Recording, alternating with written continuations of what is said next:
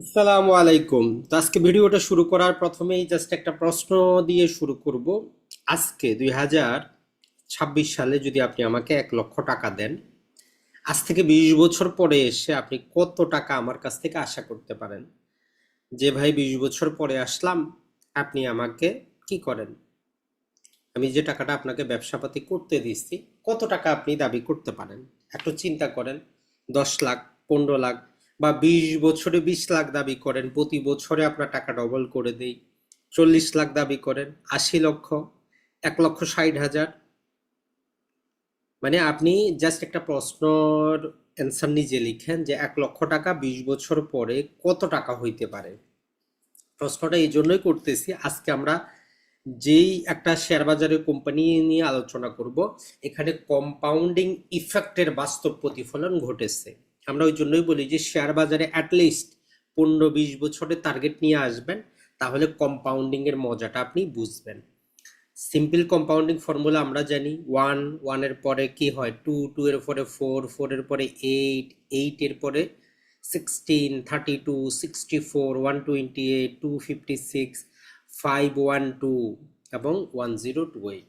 এই যে ইফেক্টটা, ওইটা আপনি তখনই পাবেন যখন শেয়ার বাজারে একটা শেয়ারকে দাম যাই উঠুক অথবা পড়ে যাক, আপনি যদি সেটা হোল্ড করে রাখতে পারেন দীর্ঘ সময় ধরে, তাহলে আপনি এই যে বললাম 1 লক্ষ টাকা 20 বছরে আপনি 2 কোটি টাকা পাইতে পারেন।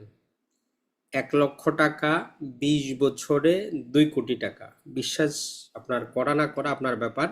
আমি নিজে হিসাবটা 10 বার করেছি, আমার নিজেরই বিশ্বাস হচ্ছিল না। এরপরে একাধিকবার করেছি, চ্যাট জিটিপি, এটা ছাড়া গুগল, সব জায়গায় তল্লাশি করে দেখেছি যে না, আসলেই সত্য।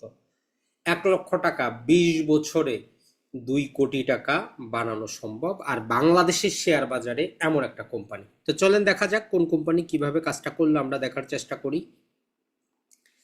তো আমরা আজকে যে কোম্পানিটা নিয়ে আলোচনা করব, এই কোম্পানিটা হচ্ছে আমাদের Olympic. Olympic biscuit, Olympic battery, আপনারা নাম শুনেন নাই, বাংলাদেশে এমন মানুষ হয়তো নাই, কারণ বাংলাদেশের আমরা যদি বলি এই যে বিস্কিট, ব্যাটারি, এই সমস্ত যেই ক্ষেত্রে মার্কেট লিডার হচ্ছে আমাদের এই অলিম্পিক। তাদের 90টার বেশি কি আছে, বিস্কিটের বিভিন্ন ধরনই কিন্তু আছে। এটা ছাড়া তারা 10 ক্যাটাগরিতে আইসক্রিম, চকলেট, নানা প্রকার জিনিস তারা বিক্রি করে। টোটাল 210টা তাদের প্রোডাক্ট আছে, এবং তাদের যদি আমরা বলি সারা বাংলাদেশে 1400-র উপরে ডিস্ট্রিবিউশন নেটওয়ার্ক আছে। সহজ কথা হচ্ছে অলিম্পিক কোম্পানিটা যেমন মার্কেট লিডার, শক্তিশালী ডিস্ট্রিবিউশন, তেমন তাদের প্রোডাক্ট আছে। বলতে পারেন বাংলাদেশি লোকাল একটা ইন্টারন্যাশনাল ব্র্যান্ড তৈরি হয়েছে এই অলিম্পিক। তো শুধু এটা দেখলে তো হবে না, আমরা তার ইতিহাস থেকে নিয়ে শুরু করে সবকিছু দেখার চেষ্টা করি যে কিভাবে একটা ব্যাটারি কোম্পানি থেকে বিস্কিট কোম্পানির সাম্রাজ্য পৌঁছাইল, ব্যাটারি থেকে বিস্কুট সাম্রাজ্য, অলিম্পিক ইন্ডাস্ট্রিজ। 1979 সালে যেটা হয়, এই কোম্পানিটা সর্বপ্রথম কি করে, ব্যাটারি বেঙ্গল কার্বাইড নামে কি করা হয়, এই যে পেন্সিল ব্যাটারিগুলা আছে আমাদের, এইগুলা তৈরি উৎপাদন করা শুরু করে।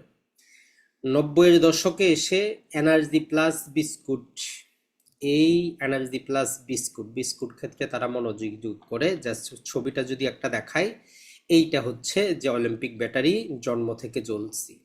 আসলেই এই অলিম্পিক ব্যাটারি এইটা এখন পর্যন্ত মার্কেট লিডার। আর এই যে এনার্জি প্লাস বিস্কুট, সেটা আজ থেকে 20 বছর পূর্বেও ছিল, আজকেও আছে। এমনকি দেশের বাইরে এই যে মিডিল ইস্টেও কিন্তু দেখেন এটা রপ্তানি হচ্ছে। তার মানে আমরা এমন একটা কোম্পানির প্রোডাক্ট বা শেয়ার কিনবো যেটা আমাদের যুগের পরিবর্তনের সাথে ধরন পাল্টাচ্ছে, আর এরকম শেয়ারই দীর্ঘমেয়াদে থাকতে পারে। তো প্রথমেই দেখি মোহাম্মদ ভাই 1947 সালে ভারত পাকিস্তান বিভাগের সময় গুজরাট থেকে বাংলাদেশে চলে আসেন। তো আসলে ভাই হচ্ছে এদের বংশপদবী, যেমন আমাদের মির্জা খান, চৌধুরী, নানা প্রকার জিনিস আছে। তো এটি হচ্ছে যে মোহাম্মদ ভাই, ভাই হচ্ছে তাদের বংশপদবী। তো 1979 সালে বেঙ্গল কার্বাইড নামে ব্যাটারি উৎপাদন শুরু করে এবং 1979 সালে শেয়ার বাজারে তালিকাভুক্ত হয়। এরপরে 1996 সালে সে অলিম্পিক ইন্ডাস্ট্রিজ নামে তার কোম্পানির নামটা চেঞ্জ করে এবং নতুনভাবে যাত্রা শুরু করে। এখন আসি তার আজকের 2026 সালে 95% তার ইনকামই আসে কিন্তু বিস্কুট থেকে, ব্যাটারি থেকে মাত্র 1 থেকে 1.5% আসে। তাহলে ওই যে অলিম্পিক ব্যাটারির ইনকামের চাইতে বর্তমানে বেশি ইনকাম হচ্ছে বিস্কিটের। তো তাদের কাছে এমন কোনো বাংলাদেশের জনপ্রিয় আর ব্র্যান্ড নাই যে তারা তৈরি করে না। এই যে এনার্জি প্লাস, নাটিটিপ, milk plus, Lexus, Marigold, Rexus, মোট 47টা বিভিন্ন প্রকার ব্র্যান্ডের তারা বিস্কুট বিক্রি করে, একটা দুইটা না, 47টা। তার মানে আপনি কোনো না কোনো একটা ব্র্যান্ড অবশ্যই আপনি খেয়েছেন।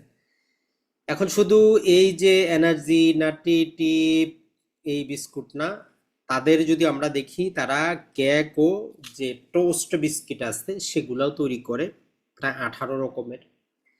এটা ছাড়া এই যে ছোট বাচ্চারা খায় যে ক্যান্ডি আছে, বিভিন্ন ওয়েপার আছে যেগুলো চুষে চুষে খায়, এইরকম আছে 35টা বিভিন্ন ভ্যারাইটি। এরপরে তারা নুডলস এবং স্ন্যাক্সে আছে 16 প্রকারের নুডলস। এটা ছাড়া চকলেট, বর্তমানে তারা কেক, আইসক্রিম, এগুলার জন্য তারা নতুন নতুন শাখা তৈরি করেছে।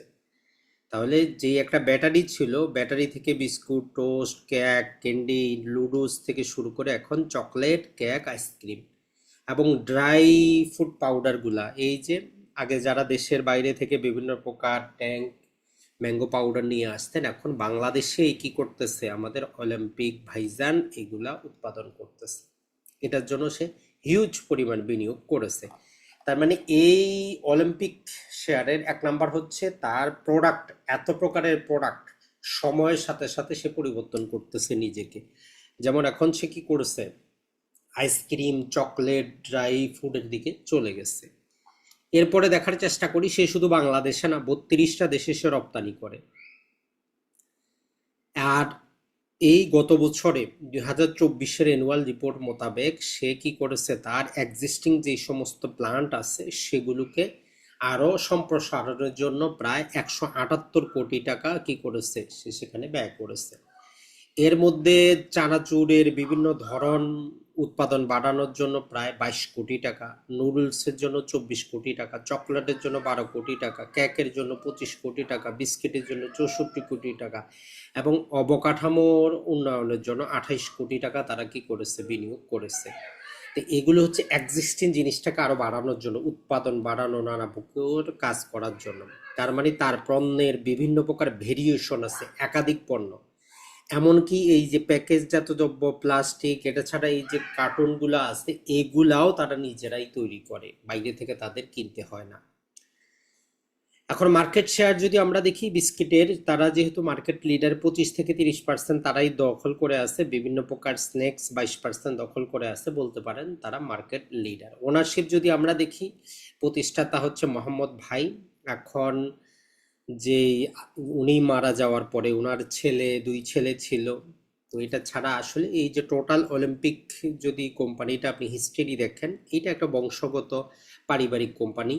তো তার ভাই, তার ছেলে, তার ছেলের বউ এখন যে কোম্পানিটা চালাচ্ছে, বলতে পারেন যে মোহাম্মদ ভাইয়ের নাতিপুতিরা চালাচ্ছে।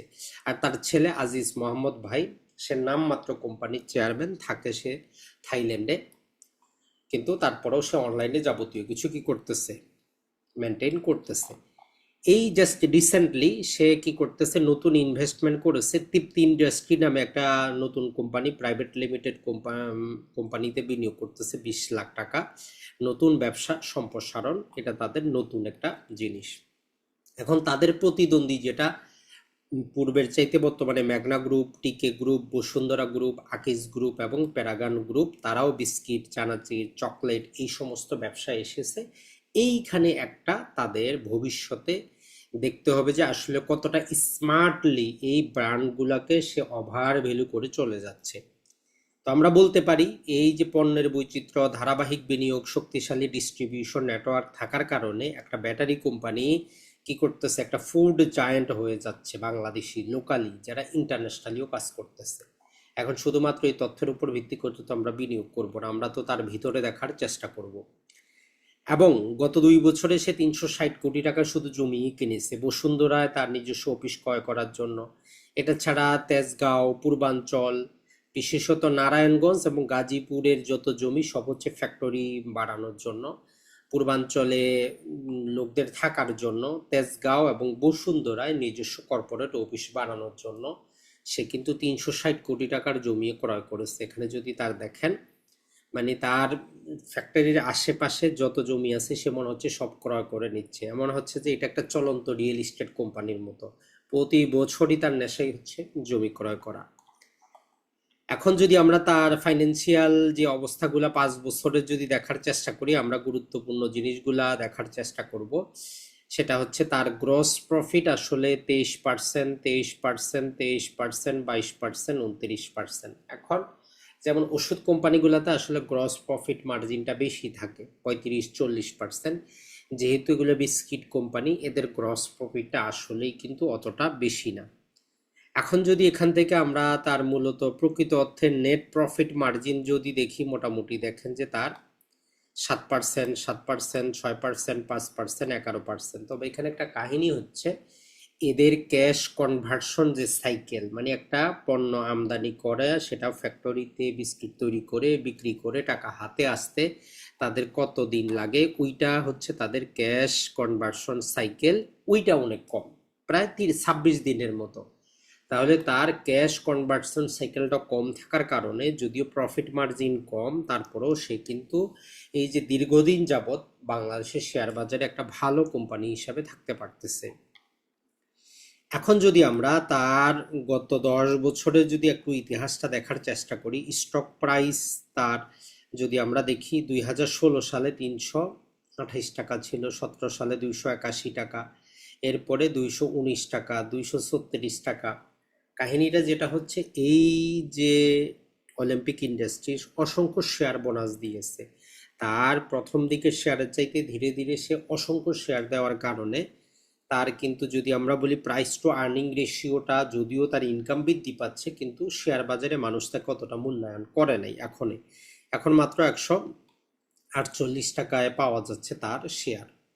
আমরা পি রেশিও যদি দেখি, 2016 সালে ছিল 40, 2017 ছিল 34, 24, 25, 14, 16, 20, 19, 14, 2024 ছিল 14, 2025 হচ্ছে 15.3, আর রানিং চলতেছে 14.5। তার মানে পি রেশিও হিসাবে শেয়ারটা এখনই কিন্তু তার গত 10 বছরের সবচেয়ে সস্তা অবস্থায় চলতেছে, এইটা আপনারা ধরে নিতে পারেন। এরপরে যদি আমরা দেখার চেষ্টা করি প্রকৃতপক্ষে তার রিটার্ন অন ইকুইটিটা দেখি, তো মোটামুটি 16, 17, 17, 16, 13, 23, 26, 27, 30, 33, 41% ছিল। আসলে যখন 41% ছিল তার শেয়ার সংখ্যা কম ছিল, যেমন মেরিকো, রেকিট ব্যাংকাইজার, তারা কিন্তু আসলে শেয়ার সংখ্যা বাড়ায় নাই, ওই জন্য তাদের কি হচ্ছে যে তার রিটার্ন অন ইকুইটিটা বেশি। তো এখন ধীরে ধীরে যখন সে শেয়ার সংখ্যা বাড়াইছে, তারপরেও মোটামুটি 16%, 15%-এর উপরে থাকলে আমরা বলি যে এটা একটা ভালো। এরপরে আমরা আরওআইসি যদি দেখি, 17, 18, 20, 20, 16, 26, তার মানে বলতে পারেন এটা একটা খুবই ভালো ম্যানেজমেন্ট দ্বারা পরিচালিত হচ্ছে। আর যেটা আমরা বললাম, তার ক্যাশ কনভার্সন সাইকেল দেখেন মাত্র 26 দিনে, পণ্য এনে তৈরি করে বিক্রি করে টাকা আসতে মাত্র 26 দিন লাগে। 25 দিন, 38 দিন, 46 দিন, 42 দিন, 40 দিন, 36 দিন, 33 দিন, 27 দিন, 10 দিন, এমনকি অগ্রিমও তার কাছে ছিল। তো ওই হিসাবে বলতে পারি যে তার প্রফিট মার্জিন কম হইলেও খুবই দ্রুত, যেহেতু তার ইনভেন্টরি কি হয়, প্রোডাক্টে পরিণত হয়ে টাকা চলে আসে, এই জন্য কোম্পানিটা কিন্তু ভালো করতেছে। এখন যদি আমরা দেখার চেষ্টা করি, 2015 সালে সে কি করেছে, 20% বোনাস দিয়েছিল, 20%। 2016 সালে 5% বোনাস দিয়েছিল। এখন এই 2016 পরে যারা বিনিয়োগ করেছেন, মানে 2017 সাল থেকে এখন পর্যন্ত 17 থেকে 25-এ কোনো শেয়ার ডিভিডেন্ড সে কিন্তু দেয় নাই। আর সেই তুলনায় তার যেটা হয়েছে যে শেয়ার বাজারে শেয়ারের দামও কিন্তু বাড়ে নাই। তার মানে গত 10 বছরে যারা বিনিয়োগ করেছেন তারা কিন্তু অতটা এখনো লাভবান হন না। কিন্তু শেয়ার বাজারে আমরা বলি দীর্ঘমেয়াদে 15-20 বছরের চিন্তা করে আসলে এই কোম্পানিটা কিন্তু একটা মাল্টি ব্যাগার। জাস্ট এইখানে আপনাদের যদি আমরা একটা চিত্র দেখাই, 2007 সালে তখন শেয়ারগুলার ফেস ভ্যালু ছিল 100 টাকা, এই শেয়ারটা ট্রেড হচ্ছিল 150 টাকায়। তো যেহেতু 2011 সালে কি করা হয়েছে, শেয়ারগুলার ফেস ভ্যালু 10 টাকা আনা হয়েছে, ওই হিসাবে এক একটা শেয়ারের দাম হচ্ছে 15 টাকা। এখন জাস্ট আমরা এক্সেল শিটে এটা অনেকবার করে দেখেছি ভুল ভ্রান্তি হয় কিনা। যদি কোনো ব্যক্তি কি করত, সে যদি 2007 সালে 5 লক্ষ টাকার সে কি করতো, এই অলিম্পিকের শেয়ার কিনে ঘুমায় যাইতো, আর যদি আজকে 2026 সালে মানে 20 বছর পরে আসতো, তাহলে আপনি দেখেন যে সে প্রথমে 33,333টা শেয়ার পাইতো, 15 টাকা করে শেয়ার। এখন ধরেন যে 2007 সালে কিনছে, 5 লক্ষ টাকা বিনিয়োগ করছিল, এরপরে সে কিন্তু ধারাবাহিকভাবে স্টক বোনাস দিয়ে গেছে, এমন এমন স্টক বোনাস দিয়েছে, সে 50%ও স্টক বোনাস কিন্তু দিয়েছে। তার মানে যেটা আমরা যদি দেখার চেষ্টা করি, 2007-এ দিয়েছে 20%, 2008-এ 25%, 2009-এ 20%, 2010-এ দিয়েছে 50%, 2011-তেও 50%, 12-তেও 50%, 13-তেও 50%, 14-তে 35 এবং 15-তে হচ্ছে 20। তাহলে এই সময়ে যে এতগুলো শেয়ার বোনাস দিয়ে যারা শেয়ারটা ক্রয় করেছেন, আমরা এখানে ওভারঅল যাবতীয় কিছু ক্যালকুলেশন করে দেখেছি যে যদি কেউ 5 লক্ষ টাকা বিনিয়োগ করে থাকে, তাহলে আজকে তার কাছে শেয়ার আসতে কতগুলা যদি আমরা দেখার চেষ্টা করি, আজকে তার কাছে শেয়ার আসতে আমাদের 5,16,673। তাহলে 5,16,673 আজকের বাজারে। তো আমরা 5 লক্ষের চাইতে 1 লক্ষ হিসাব করি, তাইলে এতগুলা হচ্ছে তার, যদি আমরা হিসাব করার চেষ্টা করি, এতগুলা শেয়ার পেয়েছে 5 টাকার বিনিময়। তাই এটা 5 দিয়ে ভাগ দিলে কতটুকু শেয়ার পাবো আমরা, তাহলে 1 লক্ষ টাকা হিসাবে আমরা হিসাব করব। তাইলে দেখেন যে মোটামুটি 1,03,000, 1 লক্ষ যদি আমরা দেখি 3,334টা, তাহলে 1,03,334টা শেয়ার থাকে যদি 1 লাখ টাকা বিনিয়োগ করতো। আর আজকের 149 টাকা 10 পয়সা দিয়ে যদি আমরা কি করি, এটাকে যদি গুণন করি, তাহলে কত টাকা হচ্ছে আপনি নিজেই জাস্ট একটু দেখার চেষ্টা করেন। মানে একাধিকবার হিসাব করছি, আমি মনে হচ্ছিল যে আসলে এটাও কি করে সম্ভব, বাংলাদেশের মার্কেটে মাল্টি ব্যাগার কি করে থাকে। 1,54,07,072,6 টাকা, সরি, 1,54,07,206 টাকা। তার মানে বলতে পারেন রাউন্ড ফিগারে 1.5 কোটি টাকা। আর এত দিনে যেই নগদ ডিভিডেন্ডগুলো দিয়েছে টোটাল যদি আমরা দেখার চেষ্টা করি, 1 লক্ষ টাকার জন্য, 5 লক্ষ টাকার জন্য তো যা দিয়েছে 2,43,00,000 টাকা। এর পাশাপাশি এইখানে যদি দেখার চেষ্টা করেন, 1 লক্ষ টাকার বিপরীতে পাওয়া গেছে 48 লক্ষ টাকা, 48 লক্ষ টাকা। তাইলে এই যে 1.5 কোটি আর এটা টোটাল হিসাব করলে 2 কোটি টাকা। আর এই হিসাবটা আমার বিশ্বাস হচ্ছিল না, আমি 10 বার করেছি, এক্সেলে করেছি, চ্যাট জিটিপি সহায়তা নিয়েছি, সব জায়গায় আপনি চাইলে আপনি নিজেও করে দেখতে পারবেন যে আসলে কি করে সম্ভব বাংলাদেশের শেয়ার মার্কেটেও কি এইরকম মাল্টি ব্যাগার শেয়ার আছে। এ বললাম যে এখানে তারা 50%, 50% দেখেন, 1 বার, 2 বার, 3 বার, 4 বার, এই 4 বারই 50%, 50% করে দিয়ে সে কিন্তু মূলধনটা বাড়াইছে। কিন্তু এরপরে 2017 সাল থেকে, এই যে 17, 18, 19, 3, 4, 5, 6, 7, 8, 9, গত 9 বছরে এই শেয়ারটা মাল্টি ব্যাগার হয় না। একটা শেয়ার সব সময় মাল্টি ব্যাগার হবে এমন কিন্তু না। তাহলে চিন্তা করতে পারেন, যদি কোনো ব্যক্তি 5 লক্ষ টাকার এই অলিম্পিকের শেয়ার কিনে ঘুমাইতো, যদি কিছুই না করতো, এতদিনে সে 10 কোটি টাকার মালিক হয়ে যাইত। যদি 5 লাখ টাকা বিনিয়োগ করতো, আর 1 লাখ টাকা বিনিয়োগ করলে 2 কোটি টাকার মালিক হয়ে যাইত। তাইলে এই হিসাবটা আমরা বুঝবো কখন? তো আসলে আমরা যখন হিসাব করে দেখলাম যে প্রতি বছরে, যেটাকে আমরা বলি যে CAGR হিসাবে, এটা 30.3% করে প্রতি বছরে সে লাভ হইছে। যে এখন যদি আপনি এটাকে কি করেন, 72 ভাগ যদি আপনি 30.30 দেন, তাইলে আপনার টাকাটা দেখেন যে প্রতি 2.5 বছরে টাকা ডবল করছে। প্রতি 2.5 বছরে টাকা সে কি করছে, ডবল কিন্তু করে ফেলছে।